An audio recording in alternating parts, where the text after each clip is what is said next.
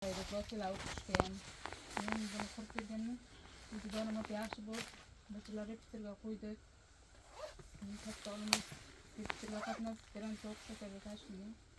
Açık bitirgan ustiga.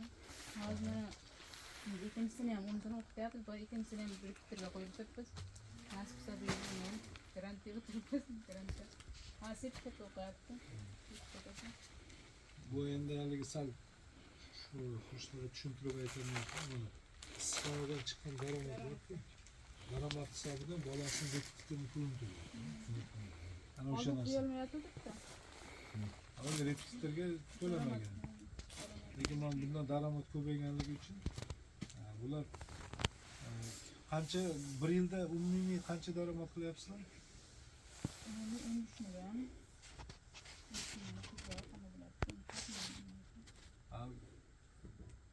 Bakir aka? Kecha siz 30 million dedingiz, 15 million deyapsiz. Qaysimizga 15? O savun bilmaydi bu. Siz savun bilasiz. Siz ichkari kiring. Kuniga 170 million olyapti bu. Ha? 170 million sotyapti kuniga.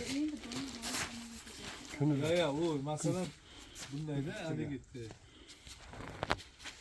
sen amallardan aytdingizda, ya, umumiy qilib aytdingizda, umumiy 1 yillik daromad. 1 yillik aytdingiz. Kuniga tutga ishlaydi-ku bu. Mana hozir qilayotgan savdolarni kuniga 170 million qishloqqa tarqatyapti hozir. Qo'yaptilar. Kunlik ehtiyojlarni qondiryapti.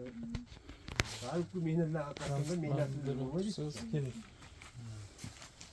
Endi bundayda mana bular issiqxonani qurganimizdan keyin bizlar alohida har bittasiga har bir tuman uchun alohida, shaxslar uchun alohida, qamash uchun alohida kalendar reja qilganmiz, to'g'rimi? Toshmurod bor edi-ku, nima buni CEO-da Toshmurod. Borgan, u bizlar ular har bittasi qilganmiz. Bular ana shu asosda. Mana hozir nima bor? Kishibit. Ismalov.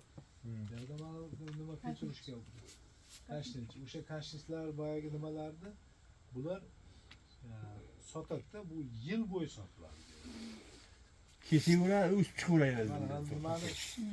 Nima to'liq nima qilib tomiri bilan olmaydi-da, ildizi bilan olmaydi. Keyin bargni o'zini kessa, keyin orqasi yana chiqadi. Shuning uchun bular uni haligi nima deydi? 3 oygacha nima qiladi? 3 oygacha bular nimani ismolatni nima qilishi mumkin. Bundan tashqari mana hozir bu hali O'zbekistonda hali hech kim qilmagan buni. Qulupnaydi. Issiqxonada, sovuq issiqxonada hech kim yetishtirmagan. To'g'ri, boyagi haligi mensi boyagi issiqxonalarda bo'lib yotibdi. Hech qanday nima yo'q. Lekin mana bunaqa sharoitda buni hech kim qilmagan. Buni bizlar birinchi marta mana shunday qilib nima deydi? Mana bu nimalarni alohida olib bergan. Faqat mana shularda bor, boshqalarda yo'q. Yana Elmurod aka borku, Elmurod akada bor, bularda bor. Bu issiqda ishlaydi, yana ko'proq ishlaydi. Chunki bu endi termoizolyatsiya deganimiz shu. Suvni qaytaryapsiz? Suv havuzdan ishga qo'yib, tomchilatib. Bu tomchilar. Kapilni o'tkazing. Hayda, qarang, tomchilar chiqmaadi. Negadir bor. Magistral bo'ldi endi ko'rdim. Bu yana bitta tomoni bor-da, nimani aytinglar-da, nimani? Suvni silab nima deydi? Sotib olasizlar, shuni aytinglar. Sotib oladi, o'zi havuzga tashlaymiz, havuzdan bu yoqqa idishi bor, idishga qo'yib. Dorilarni O'sha ichimlik suvini bular sotib oladi. Lekin ana shu ichimlik suvini bular mana bunday qilib qo'yib beradigan bo'lsa, mana buni to'ldirib qo'yadigan bo'lsa, o'sha masalan bir haftada ichadigan suvini bular bir kunda yo'q qiladi. Endi bu haligi nimani tomchilatib sug'orish qilinganligi uchun ham tomchilatib sug'orish bu suvni iqtisodiy. Endi shu tomoni ham bor. Buxorolarga boshqa yerlarga borsangiz, bu yerda muammo yo'q. Suv bo'yicha. Aynan mana shu yerda Qamashida suv bo'yicha juda katta muammo. Bu suvni sotib oladi. Ana shu sotib olishi ham, bu sotib olishiga ham mana isrof qilmasdan o'sha foydalanyapti-da. Bu Ha, o'zligida ichimlik suvini sotib olyapti.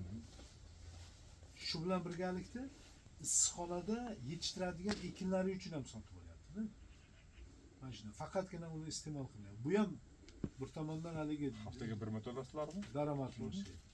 Sud hozir haftaga bir marta bo'lyapti. Ana kunlar issiqlarda 2 kunda bir. Har olganingizda qancha olasizlar? 5 tonnali o'zida aklatda 150 ming 200 ming chiqdi. Hozir gaz yo'q, 200 ming chiqdi. Gaz metan osilgandan keyin 150 ming bir o'zida aklatda 5 tonna.